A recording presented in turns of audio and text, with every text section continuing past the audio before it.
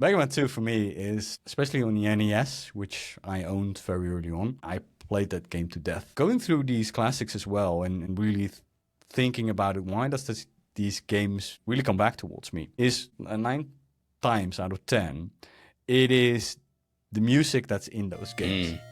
When you hear the Mega Man song, you're a guy, oh yeah, man, that's cool, right? Yeah, definitely.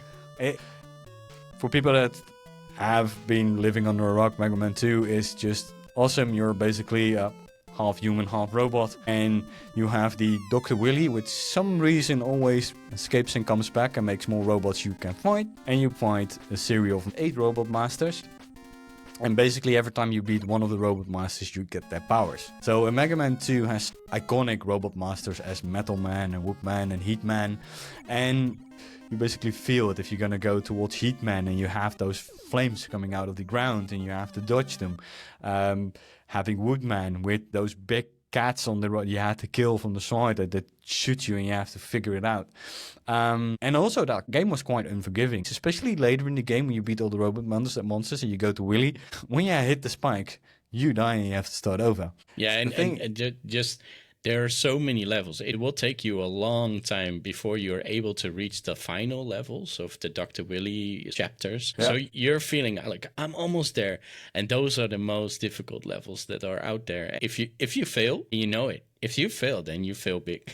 There was only, the thing is that what they had back in the day, when you beat certain robot masters, you got a code in the end which you had to fill in. So you had a sort of a save, but not really a save. And then you wrote it down on a paper, and then you had so many papers. So many papers. So and then you get back, and then you and then you're gonna find Wily, and Wily was quite hard, right? Yeah. The main thing what you have is that, and especially here in this game, is that you need to have a certain robot to beat another robot. So you have your normal powers that can deal with everything, but it is a little bit harder. And you have some powers that actually destroy a robot master quite easily.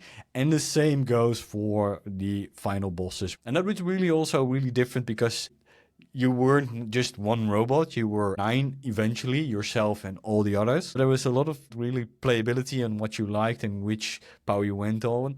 And I think that if you talk about 100 people who played this game, they all pick a different robot master to start with, and they will probably go to the level, because one level you learn by heart.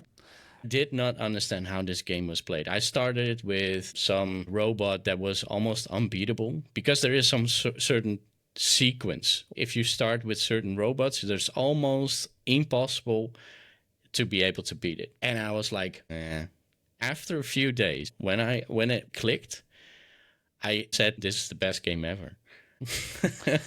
You couldn't let it go anymore. The thing is that I can pick it up now and just play through till I kill Wily again. That's one for me that is really a classic. Although I really love Mega Man 2 in the state that it is, I would actually love if they would remake it. I mean, they tried dozens of times.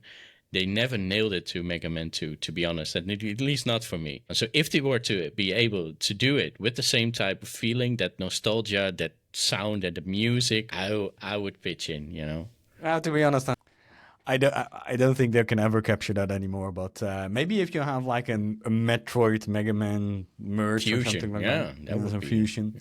Yeah. Do something like that.